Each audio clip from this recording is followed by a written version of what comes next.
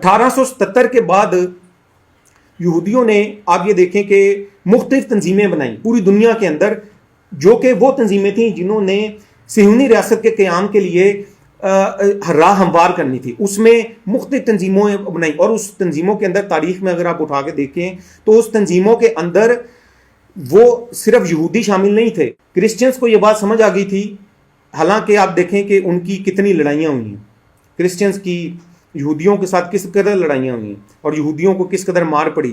لیکن آپ یہ دیکھیں کہ جو عیسائیت ہے اس نے اپنے تمام تر مذہبی جو اختلافات ہیں ان کو پس پوچھ ڈال دیا اور ان کو جگہ بھی دی، اور یہودی کو ایک وزیر اعظم بھی بنا دیا. اب انہوں نے مختلف جو تنظیمیں جو رکھی، اس میں بڑی تنظیم سامنے آئی جس کا نام تھا برٹش اسرائیل ورلڈ فیڈریشن. یہ آج بھی موجود ہے، برٹش اسرائیل ورلڈ فیڈریشن. اس تنظیم کا ماننا یہ تھا، انہوں نے کہا کہ جو برطانوی لوگ ہیں یہ کون لوگ ہیں. انہوں نے کہا کہ جو اسرائیلی 12 قبائل ہیں، جو 12 قبائل جن کو کہا جاتا ہے، تو جو یہاں پہ برطانوی لوگ ہیں یہ بھی ان 12 قبیلوں میں سے ایک قبیلہ ہے.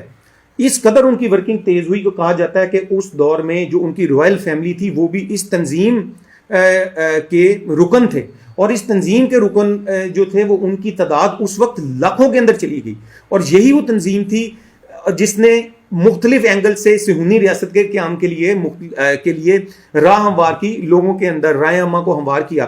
اور یہی وہ ٹائم تھا جب قادیانی جماعت کی بنیاد رکھی گئی.